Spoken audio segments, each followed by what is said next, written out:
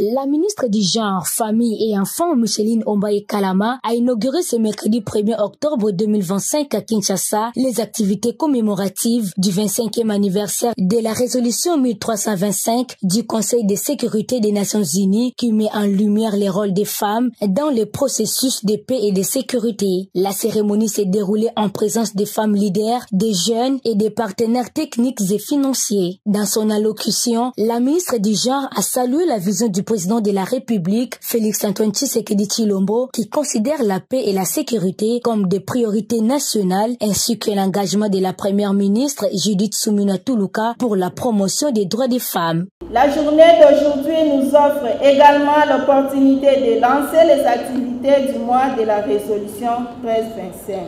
Mesdames et messieurs distingués invités, je voudrais saisir cette occasion pour rendre mes hommages les plus déférents à son Excellence M. Félix-Antoine Tshisekedi Tshilombo, président de la République, chef de l'État, qui ne jure que sur le rétablissement de la paix et de la sécurité en RDC avec la contribution inclusive des hommes et des femmes, mais aussi des jeunes.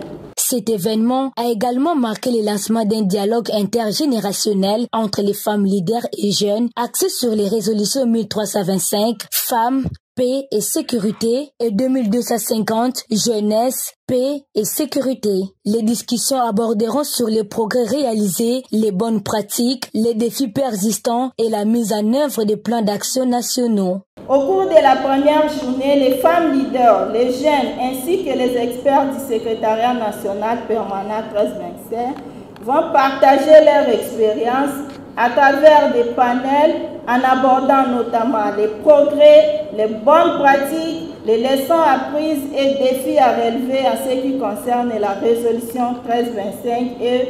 2250. La deuxième journée sera consacrée au débat autour du contenu des plans d'action nationaux de ces deux résolutions, notamment la participation des femmes au processus de paix, la prévention des violences basées sur le genre, dont les femmes sont victimes à période de conflit, et la prévention des conflits armés, la protection des droits des femmes et des jeunes, les relèvements post-conflit ainsi que les conflits émergents. Il s'est de signaler que tout au long du mois d'octobre, plusieurs activités sont prévues, notamment la mise à jour de la base des données, femmes, paix et sécurité, réunion du comité de pilotage, vulgarisation du plan d'action des troisième génération, dîner de mobilisation des fonds, ainsi que des journées portes ouvertes les 30 et 31 octobre, destinées à dresser les bilans des 25 cas de résolution 1325.